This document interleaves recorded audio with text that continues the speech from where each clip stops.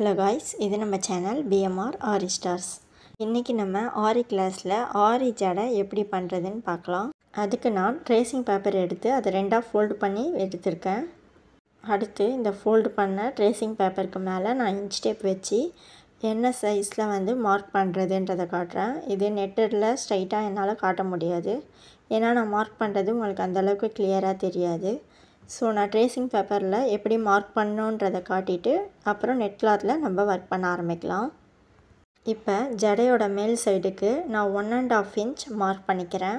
இந்த ஃபோல்டு பண்ண இடத்துக்கு மேலேயே மார்க் பண்ணி ஒரு லைன் போட்டுக்கிறேன். இப்போ இந்த ஜடையோட ஹைட்டு பார்த்தோன்னா நான் 16 இன்ச் எடுத்திருக்கேன். நான் இது ஒரு மினியேச்சர் ஜடையாக தான் பண்ணுறேன். நீங்கள் உங்கள் ஜடையோட சைஸுக்கு ஏற்ற மாதிரி ஹைட்டுக்கு ஏற்ற மாதிரி நீங்கள் ஹைட்டை மார்க் பண்ணிக்கோங்க. இப்போ ஜடையோட கீழ் சைடுக்கு நான் 1 இன்ச் மட்டும் மார்க் பண்ணுறேன். ஏன்னா ஜடை எப்பொழுதுமே யாருக்குமே ஒரே சைஸில் கீழே வரைக்கும் வராது. அடர்த்தியாக மேலே கொஞ்சம் அடர்த்தியாக இருந்து கீழே கொஞ்சம் அப்படியே கம்மியாகிட்டே வரும். ஸோ அதுக்கு தான் நான் இந்த அளவு மார்க் பண்ணியிருக்கேன். மேலே 1.5 இன்ச், கீழே 1 இன்ச். ஓகே, இப்போ ஒரு ஸ்கேல் எடுத்து இந்த ரெண்டு அளவையும் ஜாயின் பண்ணுற மாதிரி ஒரு லைன் போட்டுக்கிறேன். அப்படியே இந்த ட்ரேசிங் பேப்பரை திருப்பி போடுறேன். இப்படி போடும்போது நம்ம ஃப்ரண்ட் சைடில் மார்க் பண்ண அளவு கரெக்டாக இங்கே பேக் சைடில் தெரியும். அந்த லைனை இதுலேயும் நான் மார்க் பண்ணிக்கிறேன்.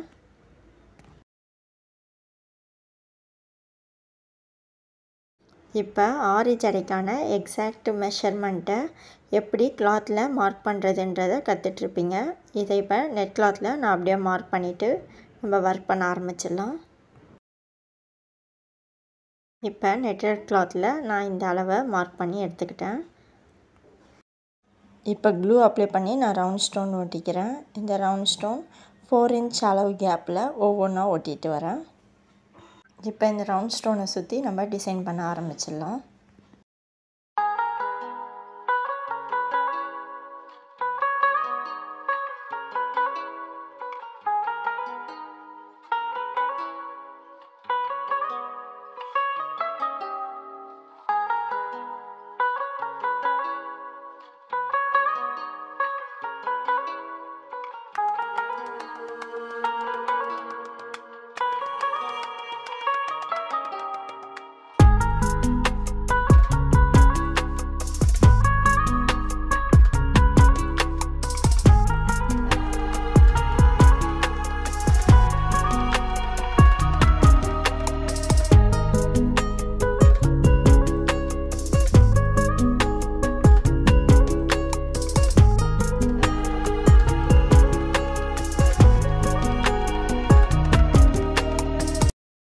இப்போ இந்த டிசைன் பண்ணதுக்கப்புறம் சென்டரில் 2 இன்ச் அளவுக்கு கேப் இருக்குது. அதை நான் 1 இன்ச்சாக பிரித்து மார்க் பண்ணிக்கிறேன். இதில் நம்ம எல்லாமே மார்க் பண்ணி ஒர்க் பண்ணுறதுக்கு காரணமே நம்மளோட ஜடை டிசைன் ஃபுல்லாகவே ஈவனாக வரணும் அப்படின்றதுக்காக தான். ஸோ கவனமாக மார்க் பண்ணி அப்புறம் டிசைன் பண்ணுங்கள். இப்போ ஆல்ரெடி ஒட்டின ஸ்டோன்லாம் ட்ரை ஆனதுக்கப்புறம் சுகர் பீடில் ஒர்க் பண்ண ஆரம்பிச்சிடலாம்.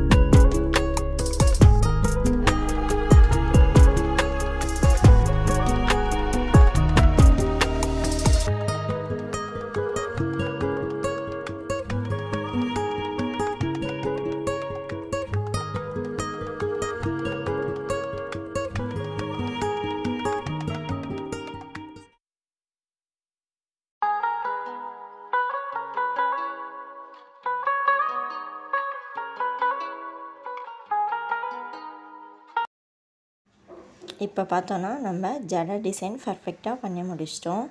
மோஸ்ட்டாக ஜடைக்கு இந்த மாதிரி கலர்ஃபுல்லாக தான் டிசைன் பண்ணுவாங்க. நீங்கள் இந்த டிசைனில் வந்து ஜடையை ட்ரை பண்ணிவிட்டு உங்கள் க்ரியேட்டிவ்க்கு ஏற்ற மாதிரி இன்னும் கிராண்டாக கூட ஜடையை வந்து ட்ரை பண்ணுங்கள். ஆனால் மெத்தட் எல்லாமே சேம் தான். இப்போ இந்த டிசைன் பண்ணதுக்கப்புறம் இந்த டிசைனை கிளாத்தை விட்டு நம்ம கட் பண்ணி எடுத்துடலாம். 4 சைட்லேயுமே 1/2 இன்ச் அளவுக்கு நான் கிளாத் விட்டு கட் பண்ணி எடுத்துக்கிறேன். அடுத்து இந்த கிளாத்தோட சேம் மெஷர்மெண்ட்லேயே நான் இன்னொரு கிளாத் பிளெயின் நெட்டட் கிளாத்தை கட் பண்ணி எடுத்துக்கிறேன். அடுத்து நான் கருப்பு கலரில் கயிறு வந்து எடுத்திருக்கேன். அது வந்து நான் பண்ண டிசைனுக்கு வந்து லெஃப்ட் சைடில் ஒரு 4 பீஸும் ரைட் சைடில் ஒரு 4 பீஸும் டோட்டலாக 8 பீஸ் எடுத்திருக்கேன். நீங்கள் ஜடையை இன்னும் லென்த்தாக பண்ணிங்கன்னா கூட அதுக்கேற்ற மாதிரி கயிறு பீசஸை எடுத்துக்கோங்க. இப்போ எப்படி இதை ஸ்டிச் பண்ணுறதுன்னு பார்க்கலாம். இப்போ இந்த கிளாத்தோட எட்ஜையும் இந்த 4 கயிறு இருக்குல்ல அதோட எட்ஜையும் சேமாக வச்சுட்டு அதுக்கு மேலே அந்த பிளெயின் நெட்டட் கிளாத் எடுத்தோம்ல அதோட எட்ஜையும் வச்சு 3ஐயும் சேர்த்து வச்சு அப்படியே ஒரு ஸ்டிச் பண்ணுறோம். அடுத்து இந்த சைடில் இருக்க கயிறெல்லாம் உள்ளே தள்ளி விட்டு பேலன்ஸ் இருக்க 4 பீஸ் கயிறை ஆப்போசிட் சைடில் வச்சு அதே மாதிரி கிளாத்தோட எட்ஜஸ் கயிறோட எட்ஜஸ் எல்லாம் சேமாக வரா மாதிரி வச்சு ஸ்டிச் பண்ணி எடுத்துக்கலாம். அடுத்து நம்ம ப்ளவுஸ்க்கு நாட் வச்சோன்னா அதை உள் சைட்லேருந்து வெளி சைடுக்கு திருப்பி விடுவோம்ல அதே மாதிரி நம்ம பண்ண டிசைனை ஸ்டிச் பண்ணி முடிச்சதுக்கப்புறம் திருப்பி விட்டோன்னா நம்மளோட ஜடை அழகாக ரெடி ஆயிடுச்சு. ஸோ கண்டிப்பாக ட்ரை பண்ணி பாருங்கள். தேங்க்யூ.